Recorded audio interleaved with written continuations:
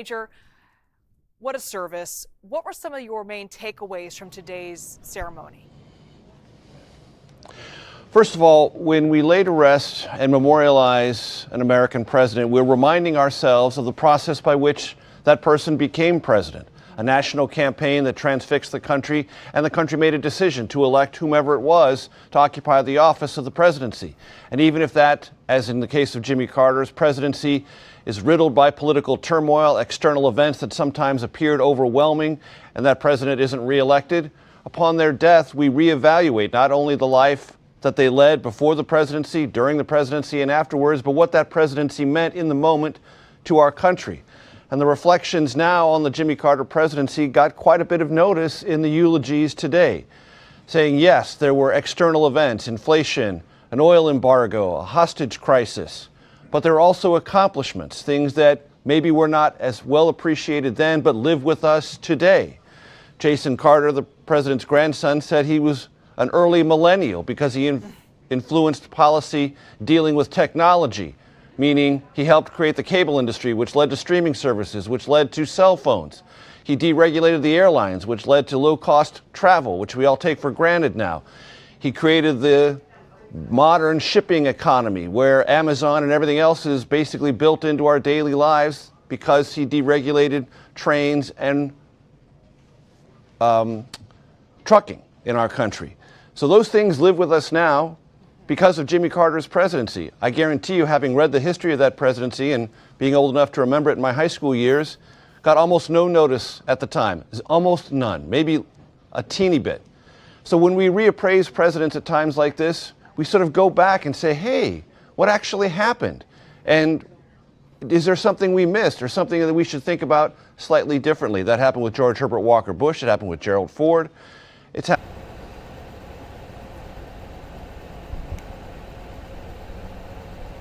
And it looks like we lost Major. The false. There he is. Go ahead, Major. I'm sorry. There was a technical glitch. I'm sorry. The technical glitches, we are living with them ever constantly. There is a sense in the short-term analysis of President Carter, well, his post-presidency is the historic part. Those who were closest to him say, no, no, no, not so fast. The presidency mattered. The president was tested.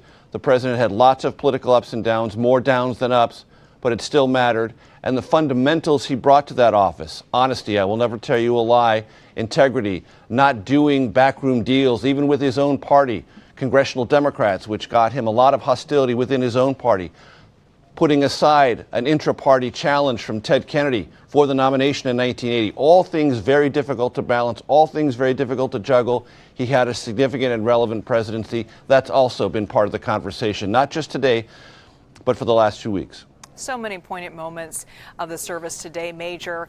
The eulogies, though, by both the late President Gerald Ford and Carter's Vice President Walter Mondale, bred by Ford's son, Stephen, and Mondale's son, really stuck out to me. And it really spoke to the friendship and love that these two men had for President Carter. What was your reaction to those tributes? That Jimmy Carter had a fierceness to him about politics. You don't become governor of Georgia. You don't, upon becoming governor of Georgia in 1970, look at all the segregationists in your party and say the days of segregation are over, shock them, appall them, anger them instantaneously about taking the office. If you don't have a sense of courage, a sense of purpose, you don't pursue the presidency when no one knows your name and no one in the Democratic Party takes you seriously, win the nomination and win the presidency without that core set of fierceness and determination. Jimmy Carter had all that, but he also had a kind of friendliness and openness and curiosity about people that transcended politics, basically took away easy, reflexive partisan differences and endured. Gerald Ford's son spoke to that.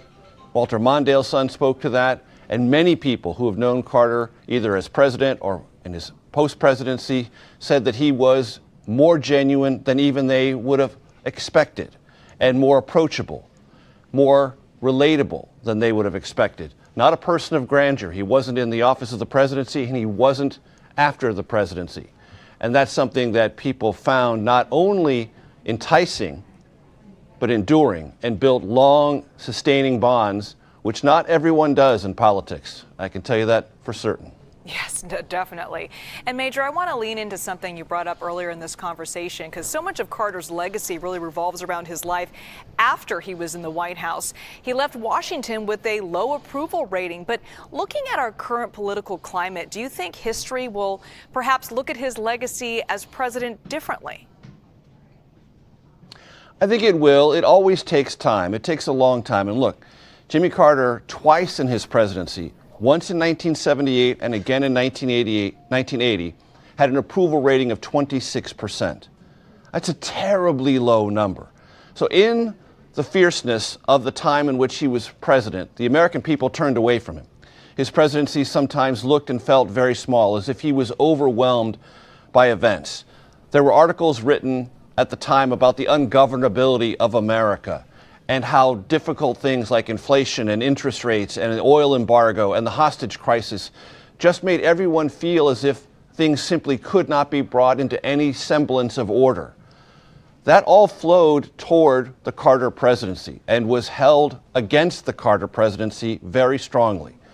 That doesn't mean, even though that was the public perception, widespread at the time, that it was nothing but one failure after another. The legislative accomplishments of the Carter presidency stand up pretty well. Yes, he had large majorities of Democrats in the Senate and the House.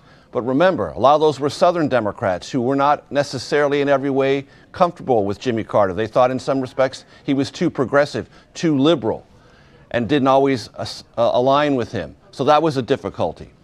But as I mentioned before, when you look at deregulating the airlines, trucking, telecommunications, even craft beer, those are accomplishments. His foreign policy, people think about the Soviet invasion of Afghanistan and they think, well, Ronald Reagan must have helped defeat the Soviets. No, Jimmy Carter was the first one to authorize covert assistance to the Mujahideen, which led to the defeat of the Soviets in Afghanistan. Obviously, the Camp David peace accords, an enormous accomplishment that still is with us today. Egypt and Israel, every hour of every day, are trying to figure out a way to get the hostages out from Gaza and resolve that long-running war between Hamas and Israel because of the Camp David Accords and the durability of that peace pact between Israel and Egypt. President-elect Trump is talking about the Panama Canal. Highly controversial at the time, but Jimmy Carter thought it was enormously important for America to soften its Yankee imperialist image throughout South America and Central America, turn the Panama Canal over to Panamanian control eventually. That was a very hard-fought political battle. It proved to be one that he accomplished and won, though the politics were demonstrably against him. That has proved to be durable and is being revisited today, not because the Panamanians are not handling the canal well, it's because the Chinese have some interest in the ports on both ends of that canal. That's a legitimate international policy issue, but it's not the Panamanians' fault, and it is certainly not Jimmy Carter's fault for creating a treaty by which control of that canal would eventually be given over to Panama. All of those things were part of the Carter presidency. If there's one constant thread to that presidency, Jimmy Carter ignored the politics and pursued the policy.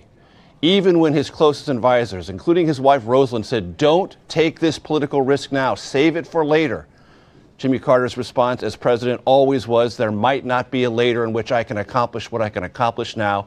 I will do it now. Politics be damned." Well, he damned the politics. That came back to bite him, led to his defeat in 1980, but it didn't mean he didn't accomplish a lot in the policy area.